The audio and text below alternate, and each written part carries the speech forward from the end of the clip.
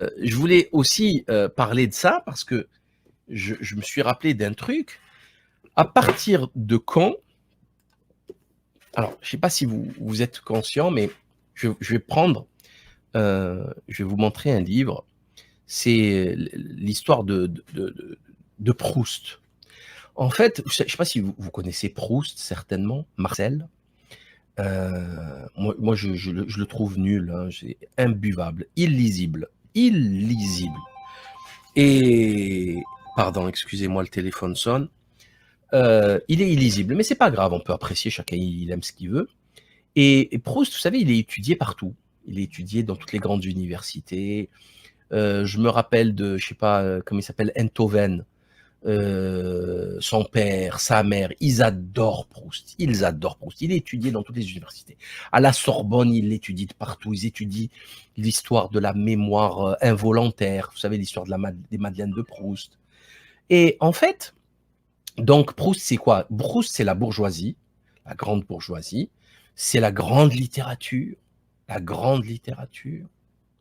C'est le summum du raffinement à la française. Celui qui n'a pas lu Proust ne peut pas parler littérature dans les salons littéraires, dans les mondanités parisiennes. C'est pas possible. Il faut que vous sachiez, chers amis, je vais vous donner deux trucs. Alors ça, c'est Bourseiller, Christophe Bourseiller, qui a écrit ce livre, sauf que Monsieur Bourseiller, il ne faut pas faire le travail à moitié. Il a parlé d'un côté de Proust, il n'a pas parlé d'un deuxième. Moi, je vais parler des deux, puisqu'on est là, c'est gratuit, c'est pour le même prix.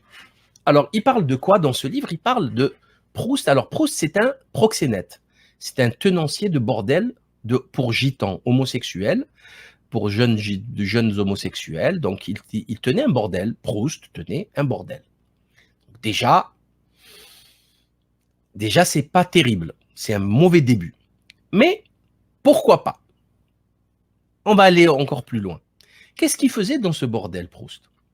Il se faisait ramener des rats dans des cages, des rats, par le giton, un giton qui venait comme ça, il lui ramenait des rats, et il le tuait comme ça avec des pics, des petites aiguilles. Il le tuait, et Proust se masturbait. Je suis désolé, je suis désolé, je vous ai dit, ça va être un monde merveilleux. Ça va être un monde merveilleux. Je pense que c'est hyper important que pour que vous puissiez comprendre ce qui se passe aujourd'hui en France.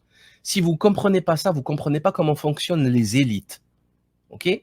Vous comprendrez d'ailleurs après comment ça se fait qu'un Raphaël Enthoven déteste Raoult et comment. Enfin, vous voyez ces trucs-là, c'est ces gens-là, ces moralisateurs. Regardez ce qui. Regardez, écoutez. J'ai pas fini. J'ai pas fini. Et quand je vais finir, vous allez vomir. Je vous le dis tout de suite. Donc, ceux qui n'ont pas mangé, tant mieux pour eux. Ceux qui ont déjà mangé, la bassine tout de suite.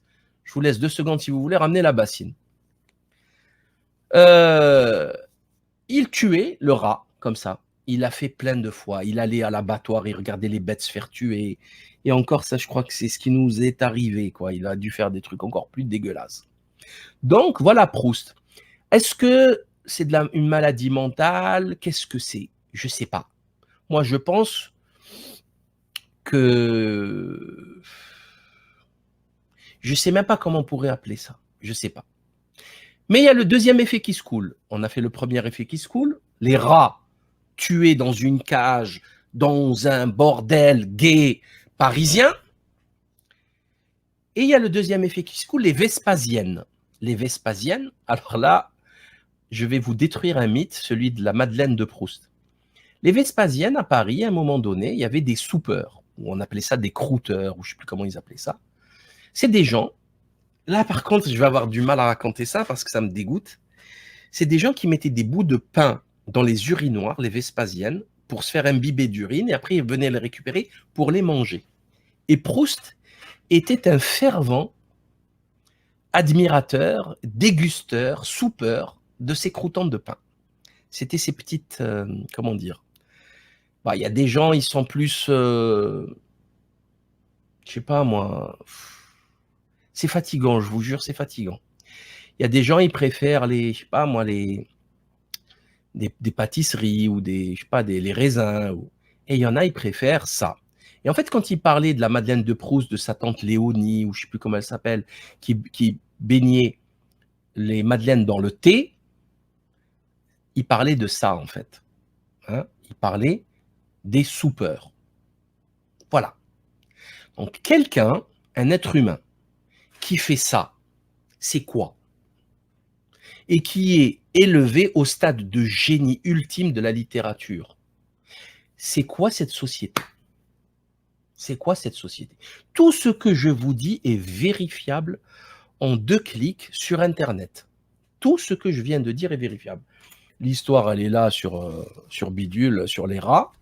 Et les soupeurs, c'est connu, il n'y a pas que lui d'ailleurs, hein, c'était, voilà. Donc, je vous laisse imaginer les maladies que vous allez choper, les MS, c'est à vomir, c'est des porcs, c'est des porcs dégueulasses. C'est dégueulasse. Voilà la société, voici l'élite de la société moderne. Alors déjà, au niveau européen, c'est catastrophique, mais en plus, je vous laisse imaginer tous les Africains qui veulent copier cette société. Voilà, c'est encore pire. Juste, c'est pire. Ce modèle-là est en train de s'effondrer. Okay, ce modèle-là est en train de mourir sous nos yeux. Et merci mon Dieu. Tant mieux. Accompagnons tous avec joie la mort de ce système pour en finir avec ces élites dépravées, dégueulasses, sales. Vous savez, c'est les mêmes équipes, hein, Pierre Berger et ses Golden Shower, Yves Saint-Laurent et ses Backrooms. Vous voyez, c'est ces mêmes équipes là. Hein, c'est la pédocriminalité, c'est toujours les mêmes. C'est toujours les mêmes. Cette saleté, quoi. C'est eux qui dirigent la France à Paris. C'est eux qui dirigent tout. Voilà, ils dirigent la culture, les ministères, la musique, tout ça, le cinéma, la couture, la haute couture. Et c'est eux qui vont, la littérature, c'est eux qui vont vous dire comment vivre, quoi, comment accepter le monde. Voilà, voilà, c'est juste, c'est magnifique. Vous comprenez maintenant pourquoi il n'y a pas d'élite dans ce pays. Pourquoi vous ne trouverez jamais des gens de très haut niveau, enfin jamais, non, faut pas abuser, vous n'en trouverez que très peu. Parce qu'en fait, ils sont dégénérés au plus profond de leur âme. Ils sont usés, quoi. Ils n'ont rien à... Le mec, il va venir dans la marche avec vous. Qu'est-ce qu'il va proposer? Quoi? Sa noirceur, ses ténèbres? À la rigueur, on n'en veut pas. Nous non plus. On n'en veut pas. Donc, il faut garder ceux qui sont humains. Ceux qui sont arrivés à ces stades très haut placés, ben, ils n'ont été choisis que parce qu'ils étaient sales, noirs jusqu'au trognon. Et on n'en a pas besoin, en fait, quelque part. Et c'est tant mieux. Donc, voilà ce que je voulais vous dire pour aujourd'hui. J'espère que j'ai rien oublié. Voilà. Les decks Business School. Voilà. Demain, ils vont nous dire Proust est mon papa. La Vespasienne, c'est mon petit-déj. Voilà, la grande classe.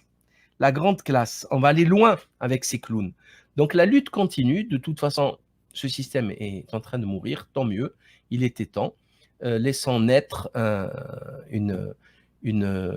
système beaucoup plus sain, beaucoup plus sérieux, franchement, parce que là, ce n'est plus possible.